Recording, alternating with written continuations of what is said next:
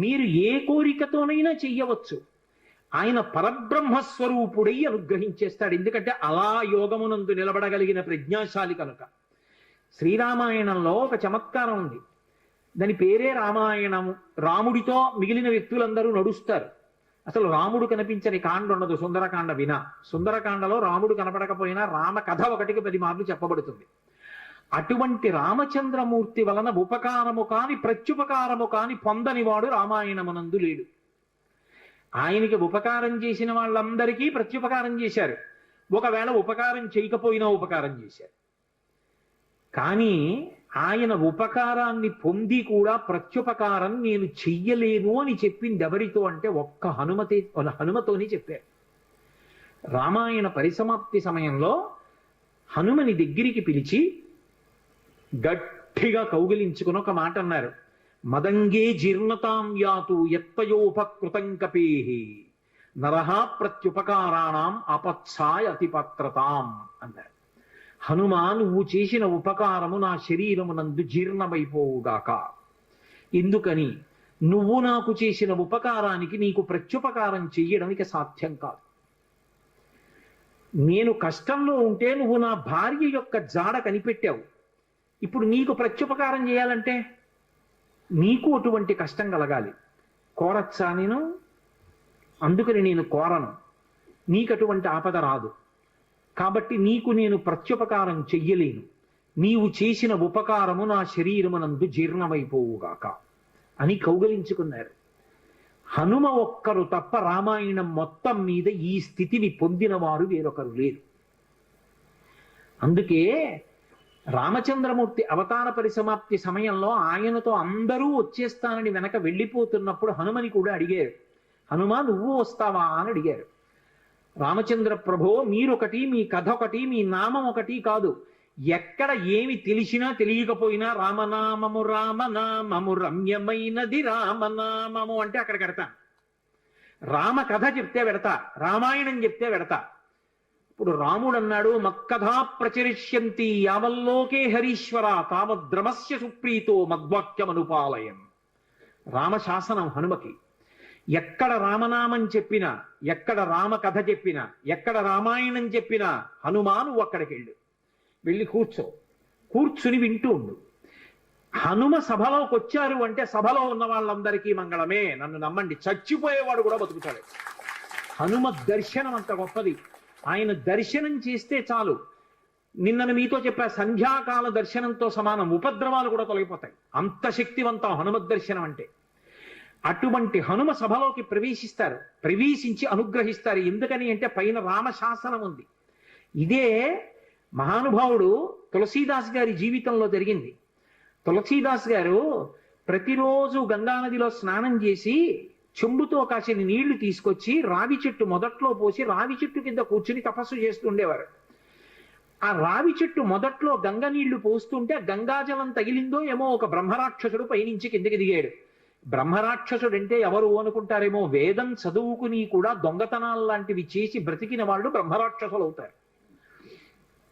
పతంజలి చరిత్రలో చెప్తారు. కాబట్టి అటువంటి బ్రహ్మరాక్షసుడు క్రిందికి దిగి అన్నాడు, నువ్వు నాకు మహోపకారం చేశావు. ఎప్పటి నుంచో ఈ చెట్టు మీద పడున్నాను. నువ్వు గంగాజలాన్ని తెచ్చి ఈ చెట్టు మొదట్లో పోసినప్పుడు గంగాజల స్పర్శ చేత నా పాపం శమించింది.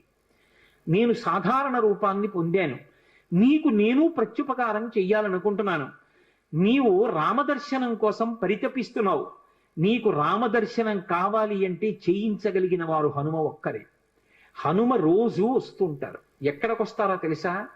ఎక్కడెక్కడ రామనామం జరుగుతుందో, ఎక్కడెక్కడ రామనామం ప్రస్తావనకు వస్తుందో, ఎక్కడెక్కడ రామ కథ చెప్పబడుతుందో అక్కడ ఉంటారు. కాశీలో హనుమాన్ ఘాట్లో ఒక వ్యక్తి రోజు రామాయణం చెప్తున్నాడు. అక్కడికి వచ్చి కూర్చుంటారు. ఎలా గుర్తుపడతావో తెలుసా? అందరికన్నా ముందు సభలోకి వస్తారు. అందరికన్నా ఆఖరణ కళ్ళ నీళ్ల పెట్టుకుని ఒక్కడు తలదించుకుని నడిచి వెళ్ళిపోతూ ఉంటాడు. నువ్వు గుర్తుపట్టి వెంట వెళ్ళు అన్నారు. అప్పుడు ఆ రూపంలో వెళ్ళారు. అన్ని వేళలా అలా వెళ్ళరు, ఏ రూపంలోనైనా పెడతారాయన. కాబట్టి తులసీదాస్ గారు హనుమాన్ ఘాట్కి వెళ్ళి కూర్చున్నారు. అందరికన్నా ముందు ఒక వ్యక్తి వచ్చాడు రామాయణం వినడానికి. అందరూ వెళ్ళిపోయిన తర్వాత తల ఉంచుకుని కన్నులమ్మట నీరు కారుతుండగా వెడుతున్నాడు. తులసీదాస్ గారు ఆయన వెంటపడ్డారు. ఆ వ్యక్తి కనిపెట్టాడు, ఎవరో నన్ను వెంబడిస్తున్నారని. ఆయన హనుమ, ఆ ముందు వెడుతున్నవారు. వెనక్కి తిరిగి గద్దించారు, ఎందుకు నా వెంట వస్తున్నావు, ఆగక్కడ. కాదు, నాకు రామదర్శనం కావాలి, నీ వల్లే జరగాలి. వెళ్ళి కాళ్ళ మీద పడ్డారు.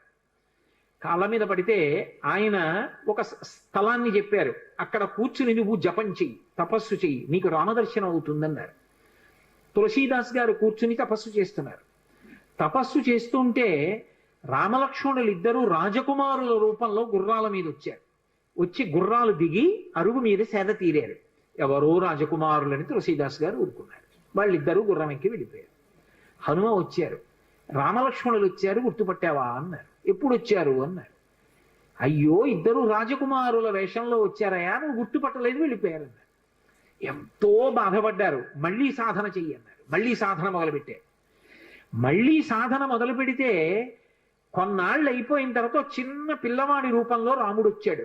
గంధం తీస్తున్నారు తులసీదాస్ గారు రామచంద్రమూర్తికి అనులేపనం చేయడానికి. చిన్న పిల్లవాడి రూపంలో వచ్చి, తాతా తాతా నాకు గంధం ఇస్తావా అని అడిగాడు. ఇది రాముడి కోసం రా, పో అన్నారు తులసీదాస్ గారు. మళ్ళీ పొమ్మంటున్నాడు రా రాముడు వస్తే అని హనుమ వెంటనే పంజరంలో చిలక రూపంలో వచ్చి పాట పాడాడు. రాముడు బాలుడి రూపంలో వచ్చి తులసీదాస్ గారిని గంధం అడుగుతున్నాడు, గుర్తించలేని తులసీదాసు వెళ్ళిపోమ్మంటున్నాడు అని. అది విన్నటువంటి తులసీదాస్ గారు వెంటనే పిల్లవాడి కాళ్ళు పట్టుకుని పిల్లవాడి కాళ్ళ మీద పడ్డారు. పడగానే రామచంద్రమూర్తిగా దర్శనమిచ్చారు. దర్శనమిచ్చి, తులసీదాస్, నా పేరు మీద నువ్వు రామాయణాన్ని, దక్షిణ దేశంలో వాల్మీకి రామాయణం, దక్షిణ దేశం ఎక్కడైనా వాల్మీకి రామాయణం, కానీ నువ్వు ఇప్పుడు రామచరితమానస్ అన్న పేరు మీద రామాయణాన్ని రచించు. ఉత్తర భారతదేశంలో రామచరితమానస్కి ఎంత గౌరవం అంటే, మీరు ఆలయాల్లోకి వెళ్ళండి, వ్యాసపీఠాలు పెట్టి దాని మీద రామచరితమానస్ పెడతారు. గుళ్ళోకి వెళ్ళిన వాళ్ళు కనీసం ఒక్క శ్లోకమైన అందులోంచి చదువుకుని చక్కగా ఓ పువ్వు ఏదో పెట్టి నమస్కారం పెట్టొస్తారు.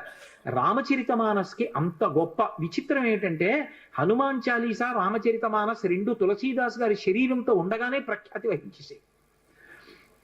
అటువంటి తులసీదాస్ గారు ఎప్పుడూ రామనామం చెప్తుండేవారు. ఒకప్పుడు తులసీదాస్ గారు గంగ ఒడ్డున నిలబడి ఉన్నారు. ఒక ఆవిడ గబగబా వచ్చి ఆయన కాళ్ళ మీద పడి నమస్కారం చేసింది. ఎప్పుడూ అలవాటు మీద తులసీదాస్ గారు దీర్ఘసుమంగళీభవ అన్నారు. అయ్యా, నన్ను దీర్ఘసుమంగళీభవ అంటున్నారు, నా భర్త మరణించాడు, అదిగో చితి మీద పడుకోబెడుతున్నారు దహన సంస్కారానికి, మీ నోట వంట వచ్చిన మాట అబద్ధం కాకూడదు అందావిడ.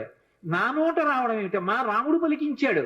ఆయన వెంటనే అక్కడికి వెళ్ళి ఆ కమండలంలో నీళ్లు తీసి ఆ శవం మీద చల్లి రామనామం చెప్పారు. చటుక్కున లేచి కూర్చున్నాడు. ఇది చూశారు పాదుషా యొక్క గూఢచారులు ఆ గంగా తీరంలో తిరుగుతూ.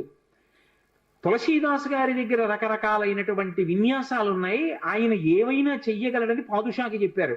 పాదుషా తులసీదాస్ని పిలిపించారు. పిలిపించి, నువ్వేమిటో చచ్చిపోయిన వాడిని బతికించావుట, ఏవి కొన్నటువంటి వింత చేష్టితములు చెయ్యన్నారు. తులసీదాస్ గారు అన్నాడు, వింత చేష్టితములు చేయడానికి నేను గారడీవాడినా? కాదు, రాముడు నన్ను పనిముట్టుగా అనుగ్రహించాడు, అది రామానుగ్రహం అన్నాడు. అంటే నేను చెప్పిన మాట పాటించట్లేదు కాబట్టి కొరడాలతో కొట్టండి అన్నాడు. అంటే అప్పుడు హనుమాన్ చాలీసా చేశారు తులసీదాస్ గారు. కళ్ళు మూసుకుని హనుమని తెలుసుకుని హనుమాన్ చాలీసా చేస్తుంటే భటులు వచ్చి కొరడాలు పట్టుకుని కొట్టడానికి పైకెత్తుతున్నారు. ఆశ్చర్యం ఏమిటంటే ఆ రోజున పాదుషా కోట అంతఃపురం అంతటా పెద్ద పెద్ద కోతులు వచ్చి ప్రతి సైనికుడి చెయ్యి పట్టుకున్నాయి కదలకుండా. పాదుషా భయపడిపోయి సింహాసనం దిగి కిందకొచ్చి తులసీదాస్ గారి కాళ్ళ మీద పడ్డాడు. అప్పుడు ఖచ్చితంగా పూర్తయిపోయింది హనుమాన్ చాలీసా. ఆ తులసీదాస్ గారి చదివినప్పుడు అన్ని కోతుల రూపంలో వచ్చి ఎదురుగుండా హనుమ నిలబడి కాపాడారు తులసీదాస్ గారిని.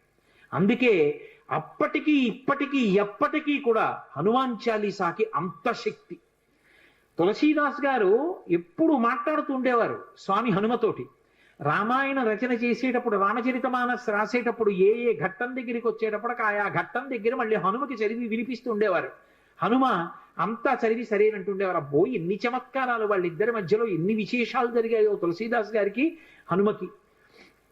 అంతటి గొప్ప అనుబంధం. అందుకే హనుమ గురించి తులసీదాస్ గారు ఏవి చెప్పారో అవన్నీ కూడా అద్భుతమైనటువంటి విషయాలు. రామచరితమానస్ అంత గొప్ప గ్రంథం.